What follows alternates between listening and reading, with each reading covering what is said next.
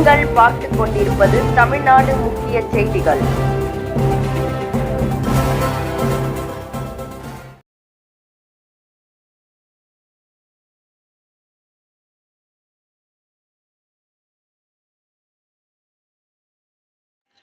வணக்கம்.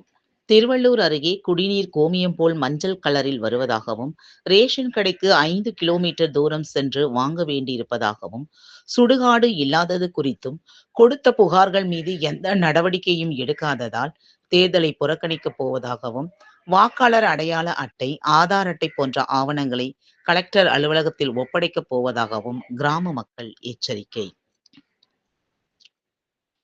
திருவள்ளூர் மாவட்டம் பூண்டி ஒன்றியம் நம்பாக்கம் பஞ்சாயத்து வெங்கமாபுரம் கண்டிகை மணம்பேடு கிராமத்தில் 100க்கும் மேற்பட்ட குடும்பத்தினர் வசித்து வருகின்றனர். பூண்டியிலிருந்து வரும் நீரை சேமித்து மேல்நிலை நீர்த்தேக்க தொட்டி மூலம் கிராமத்தில் உள்ள மக்களுக்கு குடிநீர் விநியோகம் செய்யப்பட்டு வருகிறது.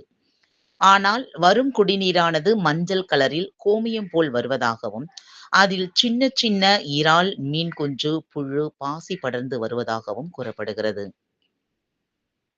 குழந்தைகள் முதல் பெரியவர்கள் வரை இந்த தண்ணீரை பயன்படுத்துவதால் சுத்தம் செய்து அனுப்ப பலமுறை கோரிக்கை விடுத்தும் எந்த நடவடிக்கையும் எடுக்கவில்லை என கூறப்படுகிறது. இதனால் குழந்தைகளுக்கு குடிக்க தண்ணீர் கொடுக்கவே பயமாக இருப்பதாக பெண்கள் வேதனை தெரிவிக்கின்றனர்.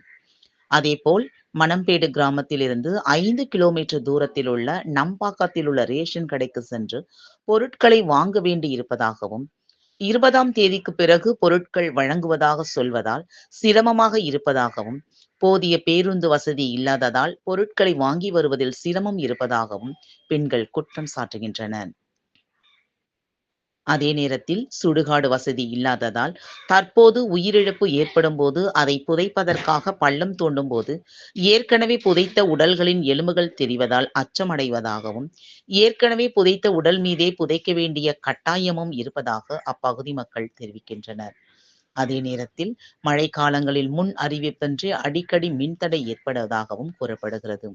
இது குறித்து வட்டாட்சியர் அலுவலகம், மாவட்ட ஆட்சியர் அலுவலகத்தில் புகார் கொடுத்தும் இதுவரை எந்த நடவடிக்கையும் எடுக்கவில்லை என்றும், ஓட்டு கேட்க வருபவர்கள் அனைத்தையும் செய்வதாக சொல்லிவிட்டு செல்வதாகவும், ஜெயித்த பிறகு எட்டிக்கூட பார்ப்பதில்லை என்றும், இந்த தேர்தலுக்குள் இப்பகுதி மக்களின் கோரிக்கைகளை நிறைவேற்றாத பட்சத்தில் ஆதார் அட்டை, வாக்காளர் அடையாள அட்டை போன்ற அரசின் ஆவணங்களை கலெக்டர் அலுவலகத்தில் ஒப்படைக்கப் போவதாகவும், தேர்தலில் வாக்களிக்காமல் புறக்கணிக்கப் போவதாகவும் பெண்கள் தெரிவிக்கின்றனர். பேட்டி பானுபிரி.